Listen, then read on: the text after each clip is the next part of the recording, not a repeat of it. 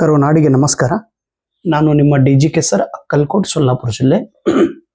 KSET 2025 ಈ ಪರೀಕ್ಷೆಯಲ್ಲಿ ನೀವೆಲ್ಲರೂ ಯಶಸ್ವಿ ಆಗಲೇಬೇಕು.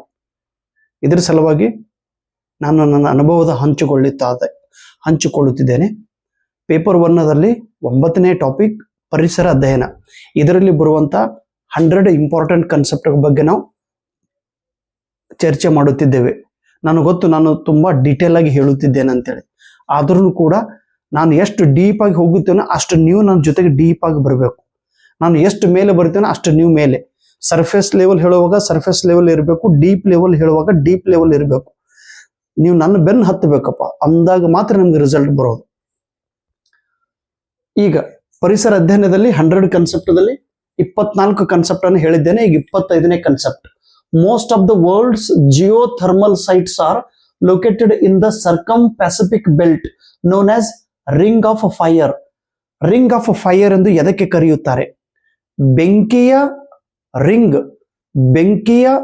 ರಿಂಗ್ ಎಂದು ಎದಕ್ಕೆ ಕರೆಯುತ್ತಾರೆ? ಯಾವ ಪ್ರದೇಶದಲ್ಲಿ ಜಿಯೋಥರ್ಮಲ್ದ ಪ್ರಮಾಣ ಹೆಚ್ಚು ಇದೆಯೋ, ಭೂ ಔಷ್ಣಿಕ ಅಂದ್ರೆ ಭೂಮಿಯ ಒಳಗ ತಪ್ತ ಲಾವಾರಸ ಇರುವುದರಿಂದ ಅದು ಹೊರಗೆ ಬರುತ್ತಿರುತ್ತದೆ. ಅದು ಹೊರಗೆ ಬರುವಾಗ ಅದಕ್ಕೆ ಜಾಗ ಸಿಗ್ಲಿಲ್ಲ ಅಂದ್ರೆ ಎಲ್ಲಿ ನೀರು ಇರ್ತೈತೆ ಆ ನೀರಿನ ಕೆಳಗದು ಬೆಂಕಿ ಇತ್ತಂದ್ರೆ ಆ ಬೆಂಕಿಯಿಂದ ನೀರು ಕಾಯುತ್ತವೆ. ಬಿಸಿಯಾದ ನೀರು ಹೊರಗೆ ಬರುತ್ತಿರುತ್ತದೆ. ಬಿಸಿ ನೀರಿನ ಬುಗ್ಗೆಗಳು ಅಂತೇಳಿ ಕರಿತೀವಿ. ಜಿಯೋಥರ್ಮಲ್ ಈ ಜಿಯೋಥರ್ಮಲ್ ಇರುವಂತ ಏರಿಯಾ ಯಾವುದು? ಜಿಯೋಥರ್ಮಲ್ ಯಾವ ಭಾಗದಲ್ಲಿ ಇರುತ್ತದೆಯೋ ಆ ಭಾಗಕ್ಕೆ ನಾವು ರಿಂಗ್ ಆಫ್ ಫೈರ್ ಎಂದು ಕರೆಯುತ್ತೇವೆ. ಇದು ಜಗತ್ತಿನ ನಕಾಶೆಯನ್ನು ನೋಡಿದಾಗ ನಮಗೆ ಗೊತ್ತಾಗ್ತದೆ ಎಲ್ಲದಂತೇಳಿ. ಯಾವ ಭಾಗದಲ್ಲಿ ಭೂಕಂಪವು ಹೆಚ್ಚಿನ ಪ್ರಮಾಣದಲ್ಲಿ ಆಗುತ್ತದೆಯೋ ಮತ್ತು ಜ್ವಾಲಾಮುಖಿ ಉದ್ರೇಕ ಹೆಚ್ಚು ಆಗುತ್ತದೆಯೋ ಆ ಒಂದು ಭಾಗಕ್ಕೆ ರಿಂಗ್ ಆಫ್ ಫೈರ್ ಎಂದು ಕರೆಯುತ್ತಾರೆ. ಈಗ ಜಗತ್ತಿನ ನಕಾಶೆ ನೋಡ್ಬೇಕು ನಾವು.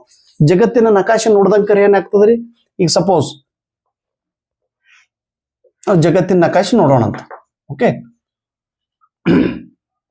ಭಾರತ ದೇಶ ಎಲ್ಲೈತಿ? ಇಲ್ಲೈತಿ.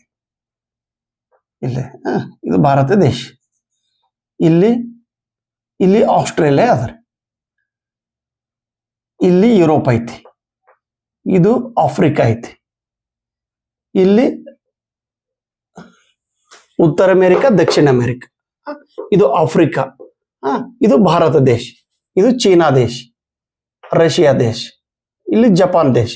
ಹಿಂಗ ಜಗತ್ತಿನ ನಕಾಶೆ ಇದೆ. ಓಕೆ, ಇಲ್ಲಿ ನ್ಯೂಜಿಲೆಂಡ್. ಇದನ್ನೇ ನಾವು ಏನ್ ಮಾಡ್ಬೇಕು ಗೊತ್ತಾ?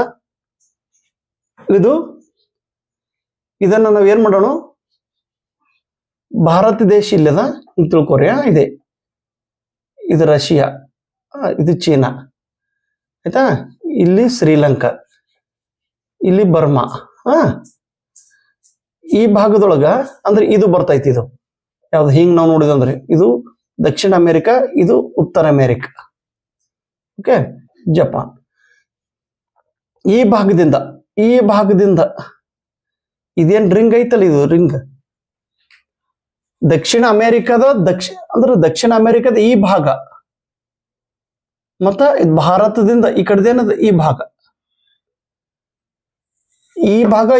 ಕೂಡಿದಾಗ ಒಂದು ರಿಂಗ್ ತಯಾರಾಗುತ್ತದೆ. ಈ ಭಾಗವು ಭೂಕಂಪದಿಂದ ಕೂಡಿರುವಂತ ಭಾಗ. ಈ ಭಾಗದೊಳಗೆ ಜಾಸ್ತಿ ಪ್ರಮಾಣದೊಳಗೆ ಹೆಚ್ಚಿನ ಪ್ರಮಾಣದಲ್ಲಿ ವೋಲ್ಕ್ಯಾನೋ ಅಂದ್ರೆ ಜ್ವಾಲಾಮುಖಿ ಉದ್ರೇಕಗೊಳ್ಳುವಂತ ಒಂದು ಪ್ರದೇಶಕ್ಕೆ ನಾವು ರಿಂಗ್ ಆಫ್ ಫೈರ್ ಎಂದು ಕರೆಯುತ್ತೇವೆ. Next, full form of IPCC ಇದ್ರ ಫುಲ್ ಫಾರ್ಮ್ ಏನು? ಇದು the nodal agency in the context of climate change. ಪರಿಸರ ಬದಲಾವಣೆಯಲ್ಲಿ ಇದು ಒಂದು ನೋಡಲ್ ಏಜೆನ್ಸಿಯಾಗಿ ಕೆಲಸ ಮಾಡುತ್ತದೆ. ಐ ಅಂದ್ರೆ ಇಂಟರ್ ಗವರ್ಮೆಂಟಲ್, ಪಿ ಅಂದ್ರೆ panel on climate change. I ಅಂದ್ರೆ ಇಂಟರ್ ಗವರ್ಮೆಂಟಲ್, ಪಿ ಅಂದ್ರೆ ಪ್ಯಾನಲ್ ಆನ್ ಕ್ಲೈಮೇಟ್ ಚೇಂಜ್. ಇದ್ರ ಫುಲ್ ಫಾರ್ಮ್ ಪರೀಕ್ಷೆದೊಳಗೆ ಕೇಳುತ್ತಾರೆ, ನೆನಪಿನಾಗ ಇಡ್ರಿ. ISA ಇಂಟರ್ನ್ಯಾಷನಲ್ ಸೋಲಾರ್ ಅಲೈನ್ಸ್, ಇದರ ಒಂದು ವಿಷನ್, ಇದರ ದೃಷ್ಟಿ ಏನು? ಇಂಟರ್ನ್ಯಾಷನಲ್ ಸೋಲಾರ್ ಅಲೈನ್ಸ್ ದೃಷ್ಟಿ, ಇದರ ಒಂದು ವಿಷನ್ ಏನಿದೆ? ಪ್ರತಿಯೊಂದು ಮನೆಯು ಅದು ಎಷ್ಟೇ ದೂರದಲ್ಲಿ ಇರಲಿ ಆ ಪ್ರತಿಯೊಂದು ಮನೆಯಲ್ಲಿ ಬೆಳಕು ಇರಬೇಕು, ದೀಪ ಹಚ್ಚಬೇಕು. ಹಾಗಾದ್ರೆ ಪ್ರತಿಯೊಂದು ಮನೆಯ ಮೇಲ್ಗೆ ನಾವು ಒಂದು ಸೋಲಾರ್ ಇಟ್ಟಿವಿ ಅಂದ್ರೆ ಸೋಲಾರ್ದಿಂದ ಸೂರ್ಯನ ಕಿರಣಗಳನ್ನು ಪಡೆದುಕೊಂಡು ವಿದ್ಯುತ್ ನಿರ್ಮಾಣ ಮಾಡುವಂತ ಶಕ್ತಿ ಈ ಸೋಲಾರ್ ಅಲೈನ್ಸ್ ದಲ್ಲಿ ಇದೆ. Next, UN, United Nations General Assembly declared 2010 as International Year of Biodiversity. Biodiversity ಅಂದ್ರೆ ಜೈವ ವೈವಿಧ್ಯತೆ, ಜೈವ ವೈವಿಧ್ಯತೆ, ಹೆಚ್ಚಿನ ಪ್ರಮಾಣದಲ್ಲಿ ವನಸ್ಪತಿಗಳು, ಹೆಚ್ಚಿನ ಪ್ರಮಾಣದಲ್ಲಿ ಕಾಡು ಪ್ರಾಣಿಗಳು, ಹೆಚ್ಚಿನ ಪ್ರಮಾಣದಲ್ಲಿ ಮತ್ತು ವಿಶೇಷ ಉಳ್ಳಂತ ಒಂದು ವನಸ್ಪತಿ ಆ ಭಾಗದಲ್ಲಿ ಕಂಡು ಬಂದರೆ ಅದಕ್ಕೆ ಬಯೋಡೈವರ್ಸಿಟಿ ಎಂದು ಕರೆಯುತ್ತೇವೆ. ಈ ಬಯೋಡೈವರ್ಸಿಟಿಯ ಅಂತಾರಾಷ್ಟ್ರೀಯ ಈ ವರ್ಷ ಎಂದು ಯಾವ ವರ್ಷಕ್ಕೆ ಕರೆದಿದ್ದಾರೆ? ಯುನೈಟೆಡ್ ನೇಷನ್ಸ್ ಜನರಲ್ ಅಸೆಂಬ್ಲಿ ಇವರು 2010 ಈ ವರ್ಷಕ್ಕೆ ಇಂಟರ್ನ್ಯಾಷನಲ್ ಇಯರ್ ಆಫ್ ಬಯೋಡೈವರ್ಸಿಟಿ ಎಂದು ಕರೆದಿದ್ದಾರೆ ಅಥವಾ ಘೋಷಣೆ ಮಾಡಿದ್ದಾರೆ. ದಯವಿಟ್ಟು ಇದನ್ನು ನೆನಪಿಡ್ರಿ. 2010 was also the target year to achieve the halt in the decline of biodiversity. ಬಯೋಡೈವರ್ಸಿಟಿಯ ಪ್ರಮಾಣ ಕಡಿಮೆ ಆಗಬಾರ್ದು, ಅದು 2010 ವರೆಗೆ ಒಂದು ಅಗ್ರಿಮೆಂಟ್ ಇಟ್ಕೊಂಡು ಒಂದು ಟಾರ್ಗೆಟ್ ಇಟ್ಕೊಂಡು ಕೆಲಸ ಮಾಡಿದ್ರು. Next, correct sequence of steps in the risk assessment related to environmental hazard. ಪರಿಸರ ಹಜಾರ್ಡ್ ಅಂದ್ರೆ ತೊಂದರೆ, ಅನಾಹುತ. ಈ ಪರಿಸರ ಅನಾಹುತವನ್ನು ತಡೆ ಹಿಡಿಯುವ ಸಲುವಾಗಿ ನಾವು ಯಾವ ಸ್ಟೆಪ್ಸ್ ಅನ್ನು ಉಪಯೋಗ ಮಾಡಬೇಕು? 4 ಸ್ಟೆಪ್ಸ್. ಮೊದಲನೇದು ಐಡೆಂಟಿಫಿಕೇಶನ್, ಹಜಾರ್ಡ್ ಐಡೆಂಟಿಫಿಕೇಶನ್. ಹಜಾರ್ಡ್ ಅಂದ್ರೆ ಒಮ್ಮೆ ಅನಾಹುತ ಆಗೋದು, ಅನಾಹುತ ಯಾವ ಪ್ರದೇಶದಲ್ಲಿ ಆಗುತ್ತದೆ ಅಂತ ಪ್ರದೇಶಗಳನ್ನು ಕಂಡು ಹಿಡಿಯೋದು ಮೊದಲಿಗೆ. ಈಗ ನೋಡ್ರಿ, ಭೂಕಂಪ ಆಗುವಂತ ಸ್ಥಳಗಳು ಎಲ್ಲೆಲ್ಲದವ ಅನ್ನೋದು ಗೊತ್ತದ ವಿಜ್ಞಾನಿಗಳಿಗೆ. ಮಹಾಪೂರ್ ಯಾವ್ಯಾವ ಸ್ಥಳದೊಳಗೆ ಬರ್ತೈತೆ ಅನ್ನೋದು ಗೊತ್ತದ. ಐಡೆಂಟಿಫಿಕೇಶನ್. ಈಗ ನೋಡ್ರಿ, ಎಲ್ಲಿ ನದಿ ಹರಿತೈತಿ, ನದಿ ಆಜು ಬಾಜುಕ ಮಹಾಪೂರ್ ಬಂದು ಹಾಳಾಗುವಂತ ಸ್ಥಿತಿ ನಮ್ಗೆ ಗೊತ್ತದ. ಎಲ್ಲಿ ಮಳೆನೇ ಬರಂಗಿಲ್ಲ ಅಲ್ಲಿ ಮಹಾಪೂರ್ ಬರ್ತದೇನ್ರಿ? ಇಲ್ಲ. ಡ್ರೌಟ್ ಏರಿಯಾ, ಎಲ್ಲಿ ಮಳೆ ಬರೋದಿಲ್ಲ ಅದು ಬರಗಾಲ ಸ್ಥಿತಿ ಉಂಟಾಗುವಂತ ಪ್ರದೇಶ.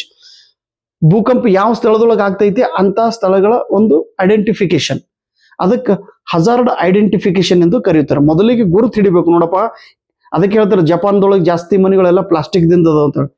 ಅಲ್ಲಿ ಭೂಕಂಪ ಆದ್ರೂ ದಳದ ಪ್ಲಾಸ್ಟಿಕ್ಗಳ ಮನೆ ಬೀಳ್ತೈತ್ರಿ, ಮತ್ತೆಲ್ಲ ಬಿದ್ದು ಅಂದ್ರೆ ಮತ್ತೆಲ್ಲ ಎತ್ತು ಕಟ್ಟಿಡೋದು. ಅದಕ್ಕೆ ಕಲ್ಲಿನ ಮನೆಗಳು ಕೆಳಗೆ ಬಿದ್ದು ಅಂದ್ರೆ ನಿನ್ನ ಏನಾಯ್ತು ಬರ್ಮಾದೊಳಗೆ ಭೂಕಂಪ ಆದ ತಕ್ಷಣ ಎಲ್ಲ ಜನ ಪಾಪ ತೀರ್ಕೊಂಡ್ರು. ಐಡೆಂಟಿಫಿಕೇಶನ್ ಮಾಡೋದು ಮೊದಲಿಗೆ, ಸ್ಥಳದ ಐಡೆಂಟಿಫಿಕೇಶನ್, ಎಲ್ಲಿ ಅನಾಹುತ ಆಗುವುದಿದೆ ಆ ಸ್ಥಳಗಳನ್ನ. ಎರಡನೇದು ಎಕ್ಸ್ಪೋಜರ್ ಅಸೆಸ್ಮೆಂಟ್, ಅದು ಎಷ್ಟರ ಮಟ್ಟಿಗೆ ಅನಾಹುತ ಆಗುತ್ತದೆ ಅನ್ನೋದನ್ನ ಮೊದಲಿಗೆ ಕಂಡು ಹಿಡಿಯೋದು. ಮೂರನೇದು ರಿಸ್ಕ್ ಕ್ಯಾರೆಕ್ಟರೈಸೇಷನ್, ರಿಸ್ಕ್ ಅದ ಒಂದು ಕ್ಯಾರೆಕ್ಟರೈಸೇಷನ್, ಏನೇನು ವೈಶಿಷ್ಟ್ಯಗಳು ಅದಾವ ಅದರ ಬಗ್ಗೆ ತಿಳ್ಕೊಳ್ಳೋದು.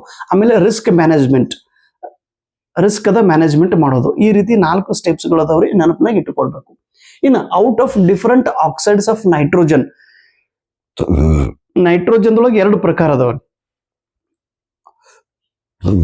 ನೈಟ್ರಿಕ್ ಆಕ್ಸೈಡ್ NO ಮತ್ತು NO2, nitrogen dioxide are considered as air pollutants and known as NOx. ಈ NO ಮತ್ತು NO2 ಇವು 2 ಏರ್ ಪೊಲ್ಯೂಷನ್ ಮಾಡುವಂತ ಘಟಕಗಳಾಗಿವೆ. ಏರ್ ಪೊಲ್ಯೂಷನ್, ಹವೆ ಪ್ರದೂಷಣೆ ಮಾಡುವಂತ ಇವು 2 ಪ್ರಮುಖ ಘಟಕಗಳು, NO ಮತ್ತು NO2 ಏರ್ ಪೊಲ್ಯೂಟೆಂಟ್ಸ್ ಎಂದು ಇವುಗಳಿಗೆ ಕರೆಯುತ್ತಾರೆ. ಈಗ ಲಿಚೆನ್, ಲಿಚೆನ್ ಅಂದ್ರೆ ಕಲ್ಲಿನ ಮೇಲೆ ಕಲ್ಲು ಹೂವು ಅಂತೇಳಿ ಕರೀತಾರೆ, ಅಥವಾ ಪಾಚಿ ಅಂತೇಳಿ ಕನ್ನಡದಲ್ಲಿ ಕರೆಯುತ್ತೇವೆ. ಈಗ ನೋಡ್ರಿ, ಎಲ್ಲಿ ನೀರ್ ಇರ್ತದ್ರಿ ಅಲ್ಲಿ ಕಲ್ಲು ಇರ್ತಾವ, ಕಲ್ಲಿನ ಮೇಲೆ ನೀರ ಬಿದ್ದು ಬಿದ್ದು ಆ ಕಲ್ಲು ನೀರಿನೊಳಗೆ ಹೋಗಿ ಆ ನೀರಿನಿಂದ ಅಲ್ಲಿ ಹಾಸುಗಟ್ಟು ಆ ಕಲ್ಲು ಸವಿದು ಕಲ್ಲಿನ ಮೇಲೆ ಒಂದು ವನಸ್ಪತಿ ಬೆಳೀತದ್ರಿ, ಅದಕ್ಕೆ ಲೀಚೆನ್ ಅಂತೇಳಿ ಕರಿತೀವಿ. ಆ ಕಲ್ಲಿನ ಮೇಲೆ ಬೆಳೆಯುವಂತ ವನಸ್ಪತಿಗೆ ಲೀಚೆನ್ ಎಂದು ಕರಿತೇವೆ. ಅದು ಲೀಚೆನ್ ಬೆಳೆದರೆ ನಾವು ಏನ್ ತಿಳ್ಕೋಬೇಕು?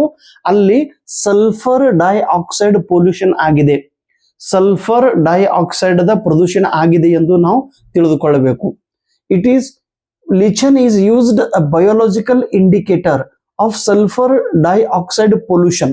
ನೆನ್ಪಿಡ್ರಿ, ಇದು ಒಂದು ಸಲ ಕೆಸೆಟ್ ಎಕ್ಸಾಮ್ದೊಳಗೆ 2014 ಕೇಳಿದ್ರು ನೋಡ್ರಿ, ನನಗೆ ಇನ್ನೂ ನೆನಪಾಯ್ತು ಲೀಚೆನ್ ಅಂದ ತಕ್ಷಣ.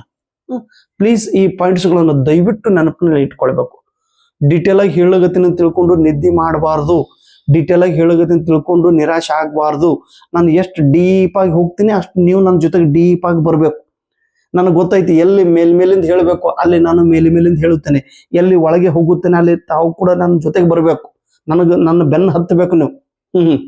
ಇಲ್ಲ ಸರ್, ಡೀಪ್ ಇದ್ದಾಗ ನೀವೇ ಒಬ್ಬರೇ ಹೋಗ್ರಿ, ನಾವು ಮೇಲಿಂದ ಕುಂಡಿರ್ತೀವಿ. ನೋ, ನನಗೆ ಗೊತ್ತೈತಿ ನಿಮಗೆ ಮುಳುಗಿಸೋದಿಲ್ಲ ನಾನು. Okay, you will get the result. Thank you so much. ನಮಸ್ಕಾರ. ಯವ ಯವ ಯವ ಯವ ಯವ ಯವ